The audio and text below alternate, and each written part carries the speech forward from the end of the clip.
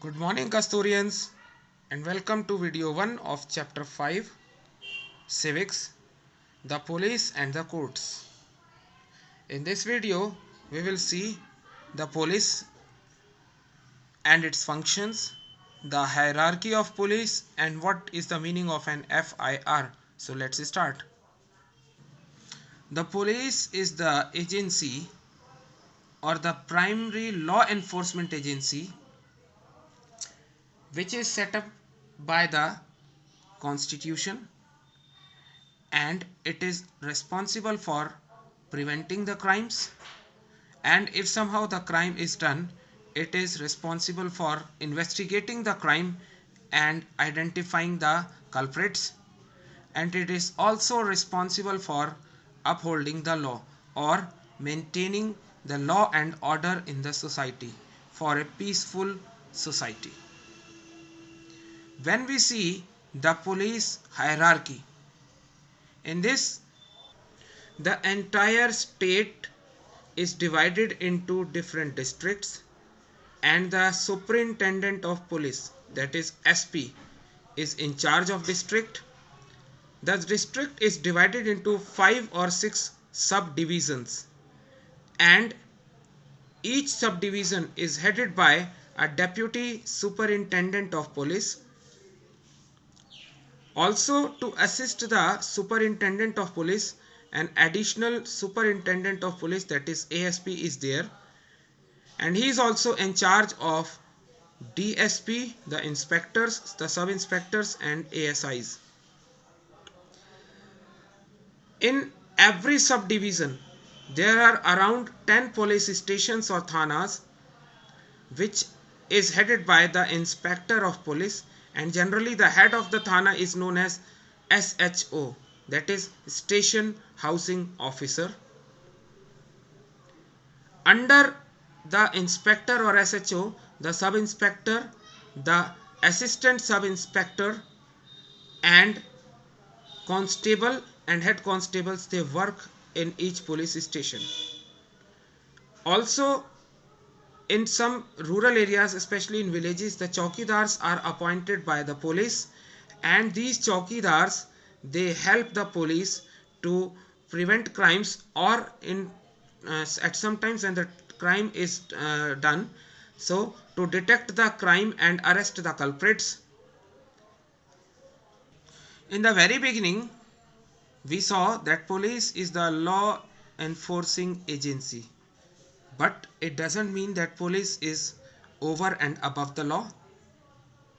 Whenever police comes for investigation, the investigations should be done in accordance with the laws of that particular state or the land to which the police belongs, and there is a code of conduct which is laid down by the Constitution of India. So the police has to perform its duties in accordance with the code of conduct which is given in the Constitution of India. Also, the citizens must be respected as well as their rights or the fundamental rights which are guaranteed by the Constitution. The Supreme Court also issues some guidelines to the police in order to provide protection to the fundamental rights of the citizens. Some of these guidelines, as given by the Supreme Court, are: whenever a person is taken in custody by the police, the place of arrest and the venue, that is the time of custody as well as the place of custody of the person who the police has taken in his or her own custody, should be noted by the police. It should be mentioned in the report presented by the police. Also, if the accused who the police has taken in his or her own custody, if the relatives of the accused are not with the culprit or the accused, then the relatives of that accused should be informed through a legal organization. The accused should be made aware of his rights immediately after the arrest. That is, he or she is informed about his or her own rights during he or she will be in the custody of the police. Also, protection against arrest and detention in certain cases requires certain rights which are guaranteed by the constitution, and it is all mentioned in the article 22 of our constitution. In such cases, some of the rights according to article 22 are: the person who is taken in the custody of police should be informed about the reason for the arrest at the time when he or she is getting arrested by the police. The right to be defended by a legal practitioner of his or her own choice is there, and that person has to be produced before the magistrate within 24 hours of arrest. Otherwise, it will be illegal custody and the police may be questioned by the law or the judge. Now we will see the first information report. It is a very common word which we know, FIR. FIR or first information is the report is the information which is recorded by the police officer on duty. The person who investigates a case is known as the officer on duty or the duty officer, and he is responsible for lodging the FIR. It is lodged by the aggrieved, that is the person who is being affected due to the person who has been detained by the police.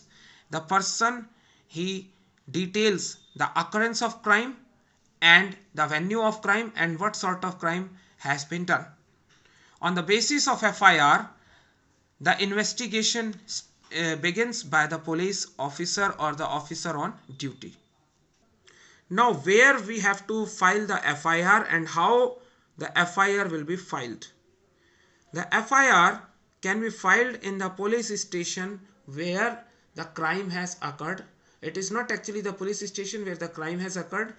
It is the area which is falling, the area where the crime has occurred or it has taken place. The police station under whose jurisdiction that particular area comes. The FIR is filed in that particular police station, and also the officer in charge or the ASI, that is assistant sub inspector, who is in charge of a smaller police station. When we see the hierarchy of the police officers, he has to file the FIR. The procedure for filing the FIR is: the informant, that is the person who is lodging the FIR, he meets the officer in charge at the police station and he starts narrating the sequence of the events that has taken place at the time of committing the crime. The officer notes down the complaint and gets it signed by the informant, that is the person who has been affected by the crime, and the information in detail which is given by the informant is then entered in the record book of the police station, which is kept by the officer in charge, that is ASI. A copy of the FIR is given to the informant and the details of the crime are noted down in the FIR. Now, what are the details which are noted down in the FIR? It includes the date and approximate time when the crime was committed and reported. Also, the place of commitment of crime, the name and address of the complainant or the informant, the name and address of the suspect or the person who has committed the crime if it is known, the description of the crime, that is whether it is related to some physical harassment, whether it is related to some kind of robbery or some snatching or other such illegal activities. In case of theft, the details of the property which has been stolen and the section of the law which is applicable to the offense, that is all mentioned in the FIR. And suppose if the officer in charge, he refuses to file the FIR, the information can be sent in written via post to the SP or superintendent of police, who is the in charge of the district. And if the SP finds it that the information which is disclosed in that letter is basically an offense which has been committed, then he himself can investigate the case, or he can direct the investigation to be made by any police officer who is a subordinate of him. That is, the SHO, the inspector, sub-inspector or assistant sub-inspector, anyone can be directed by the SP or superintendent of police to investigate the case.